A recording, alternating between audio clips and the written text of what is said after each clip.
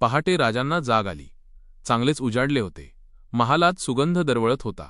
पलंगांजीक उभ्या असलेल्या सईबाईंच्याकडे राजे पाहत होते. सईबाईंनी आपल्या ओट्यातून आणलेली मोगरीची फुले पलंगावर ठेवायला सुरुवात केली. राजे उठले.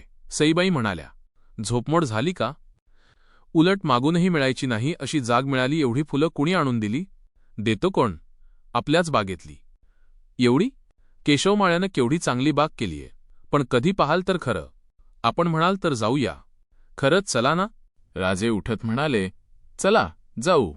सईबाई चकित झाल्या. त्यांचा विश्वास बसेना. त्या पाहत राहिल्या. राजांनी विचारले, का? खरं नाही वाटत. कुणाला वाटावं अगदी सांगेन.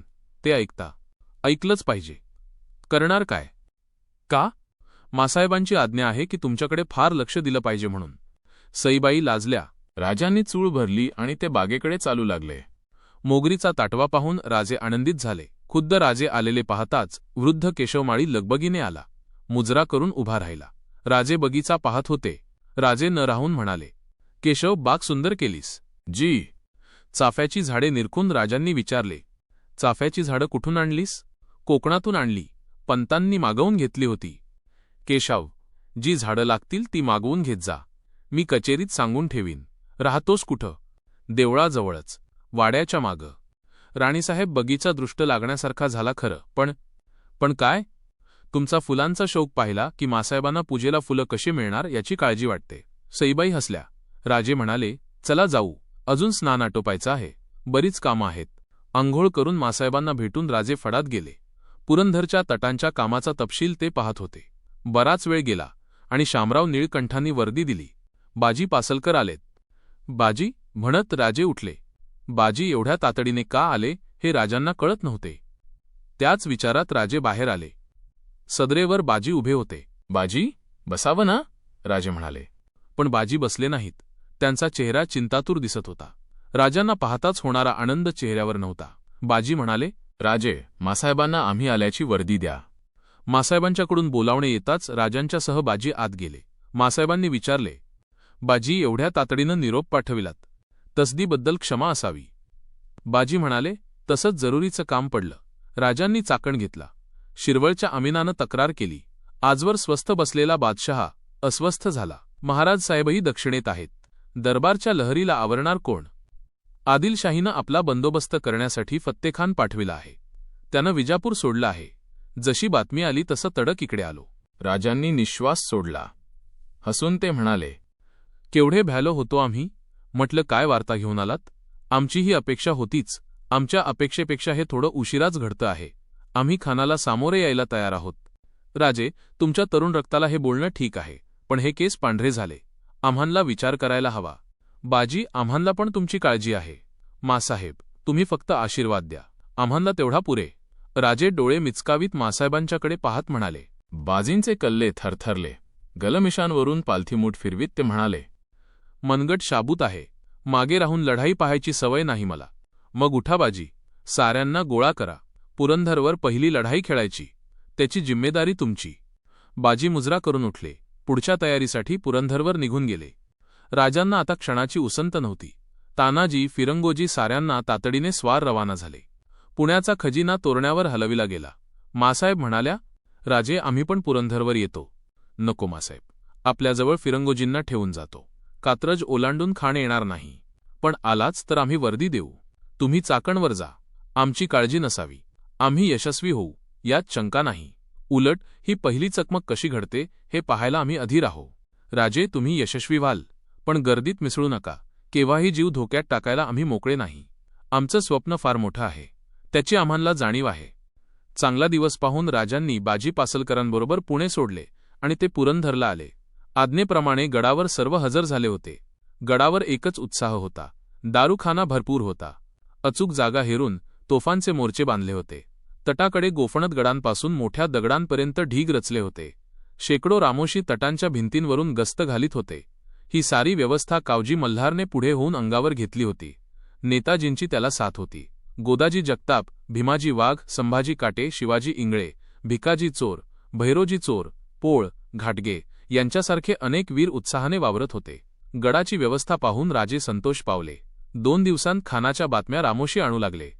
खानाने खळद बेलसरला तळ दिला आणि आपला एक प्रमुख सरदार बाळाजी हैबतराव याला फौज देऊन पाठविले. शिरवळला आदिलशाही सरकारच्या अमीनाचे ठाणे होतेच. तिथवर बाळाजी हैबतराव आपल्या सैन्यासह आला.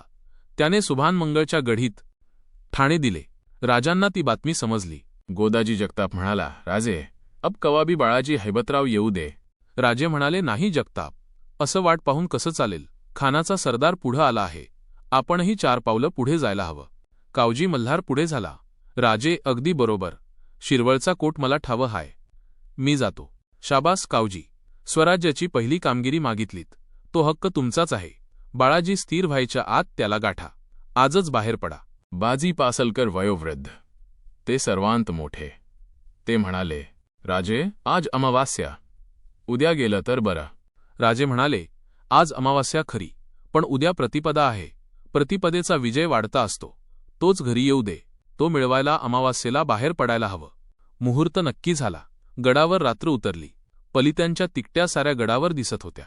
किर्र रात्री आकाशात नक्षत्रे चमकत असता कावजी मल्हार गडाखाली उतला. राजांनी निरोप देताना सांगितले, कावजी, ही आपली पहिली मोहीम. मला विजय हवा, तसाच विजयाचा आनंदही हवा. विजयी होऊन सुखरूप घरी या. आम्ही वाट पाहतो. गडाखाली कावजी मल्हारची फौज गोळा झाली. पहाटेपर्यंत सारा फौज गोळा करून पहाटेला 6 कोसांवर असलेल्या सुभानमंगळ गढीकडे फौज निघाली. शिरवळची आदिलशाही फौजही मराठे येत आहेत हे पाहताच सुभानमंगळच्या आश्रयाला धावली. शिरवळ मोकळे झाल्याचे पाहताच कावजीला स्फुरण चढले. आपल्या साथीदारांसह सैन्यासह तो सुभानमंगळ कोटावर तुटून पडला. गढीवजा किल्ला, मातीचा तट, ओढ्यासारखा खंदक कावजी सैन्यासह तटाला भिडला. तट पाहून भीमाजी वाघ म्हणाला, कावजी, तटाला शिड्या. अरे वाघ, तू असल्या तटाला शिड्या कशाला? हा किल्ला म्हणजे थोडीच लंका लागली आहे. भिंती पाडा. गडावरून पाहणाऱ्या हशमांची मुंडकी बाणांच्या वर्षावांनी छेदली जात होती. सुभानमंगळचे तट लोखंडी सोप्याने कुदळीने खणले जात होते. तटाच्या दरवाजाला खुद्द कावजी धडका देत होता. गडावरून शिलाखंड अंगावर येत होते. इंगळांचा पाऊस पडत होता. भ्यालेले हशम गाडीची चाके, मुसळे, लाटणीसुद्धा फेकीत होते. बाळाजीबरोबरचे सरदार फाजलशहा, अशफशहा हे गर्भगळीत होऊन किल्ल्यात फिरत होते. गडाचा दरवाजा पडला. खिंडारातून शिड्यांवरून हरहर महादेवची गर्जना उठली. किल्ल्यात एकच कापाकापी सुरू झाली. गडाची घरे आगीत सापडली. धुराचे लोट सुभानमंगळावर उठले. हलकल्लोळ माजला.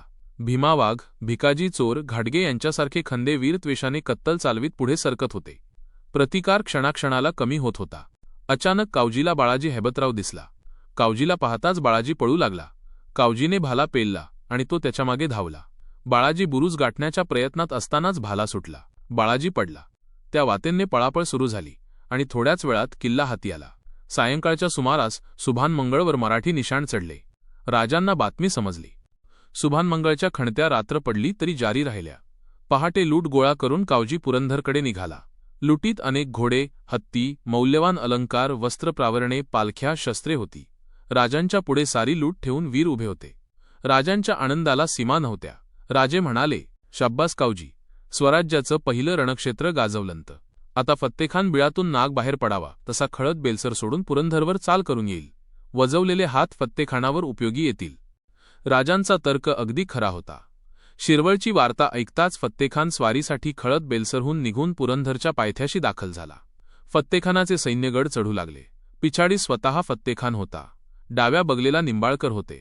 उजव्या बगलेला घाटगे होते. राजे बुरुजावरून सारे पाहत होते. बाजी पासलकर तटाच्या कडेने हिंडत होते.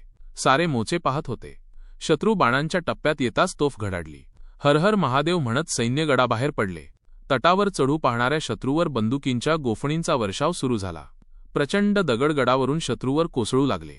फत्तेखानाच्या सैन्याची पांगापांग झाली. जे गडावरच्या तटापर्यंत पोचले त्यांची कत्तल झाली. बाकीचे पळत सुटले. विजयाची चिन्हे दिसत होती. घोड्यांच्या टापांचा आवाज ऐकून राजे वळले. तो बाजी घोड्यावर स्वार झाले होते. बाजी, स्वार का झालात? राजे, सारी उमर लढाई पाहण्यात गेली.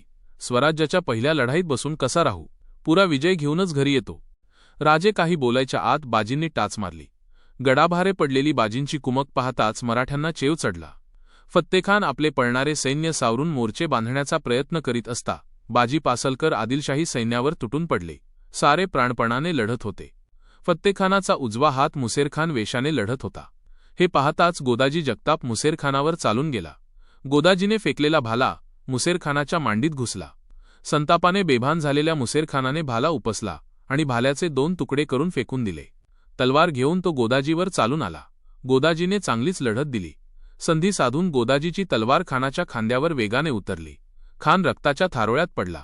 मुसेरखान पडलेला पाहताच फत्तेखानाचे उरले सुरले अवसान नाहीसे झाले.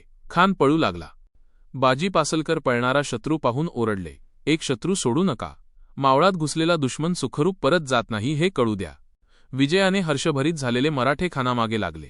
बेलसरच्या छावणीपर्यंत खानाचा पाठलाग कत्तल होत होती. मराठ्यांनी सरळ छावणीवर धडक दिली. खानाचा पाठलाग करणारी फौज गडावरून दिसत होती. सैन्य दिसेनासे झाले. राजे आनंदाने माघारी आले. गडावर सर्वत्र आनंद दिसत होता. बाजी पासलकर, जगताप, काटे, इंगळे या वीरांच्या स्वागताची तयारी करण्यात राजे गुंतले होते. दुसऱ्या दिवशी सूर्यवर आल्यावर खळद बेलसरची लढाई मारून राजांचे सैन्य गडपायथ्याला आले. राजे बुरुजावरून येणारी पथके पाहत होते. राजे सामोरे गेले. प्रथम आला तो गोदाजी जगताप. गोदाजी, लढाई जिंकलीत ना? पाठलाग कत्तल होत होती. मराठ्यांनी सरळ छावणीवर धडक दिली. खानाचा पाठलाग करणारी फौज गडावरून दिसत होती. सैन्य दिसेनासे झाले. राजे आनंदाने माघारी आले. गडावर सर्वत्र आनंद दिसत होता. बाजी पासलकर, जगताप, काटे, इंगळे या वीरांच्या स्वागताची तयारी करण्यात राजे गुंतले होते. दुसऱ्या दिवशी सूर्यवर आल्यावर खळद बेलसरची लढाई मारून राजांचे सैन्य गडपायथ्याला आले. राजे बुरुजावरून येणारी पथके पाहत होते. राजे सामोरे गेले. प्रथम आला तो गोदाजी जगताप. गोदाजी, लढाई जिंकलीत ना? हो, गोदाजी म्हणाला. कुणाच्याही चेहऱ्यावर आनंद दिसत नव्हता. राजांनी विचारले, काय झालं? बाजी जखमी झाले. राजांचे लक्ष मागून येणाऱ्या पालखीकडे गेले. पालखी जमिनीवर ठेवली गेली.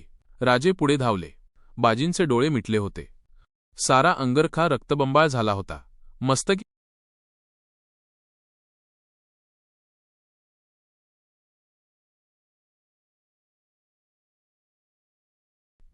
कपाळावर झालेल्या निसटत्या जखमेतून रक्त ओघळले होते. पांढऱ्या मिशांचे झुपके ओठांच्या हालचालींबरोबर थरथरत होते. राजांनी हाक मारली, बाजी. बाजींनी डोळे उघडले. राजांना पाहताच त्यांच्या चेहऱ्यावर हसू उमटले. राजांचा हात धरून ते म्हणाले, राजे, आपली फत्ते झाली. राजांनी बाजींचा हात हातात घेतला. ते म्हणाले, बाजी, काय केलंत हे? आपली फत्ते झालीच होती. कुठं जात होता फत्तेखान? कशाला जीव धोक्यात घातलात? राजांना अश्रू आवरेनात. बाजी म्हणाले, विजय मिळाला. वाईट काय झालं? मी म्हातारा. असलं मरण मागून मिळायचं नाही. हसा राजे. तुमचं हसू पाहण्यासाठी जीव अडतोय माझा. तेवढी एकच इच्छा राहिलीय. राजे हसले आणि ते हसू पाहून सुखावलेल्या बाजींची मान हसता हसता कलंडली. राजांनी बाजींच्यावर शेला पांघरला. अश्रू टिपीत उठत असता राजे म्हणाले, गोदाजी, प्रतिपदेचा विजय घरी आला, पण हरवलेली ही चंद्रकोर पुन्हा पाहायला मिळायची नाही. पौर्णिमेला सुद्धा ही उणीव वाटल्याखेरीज राहणार नाही.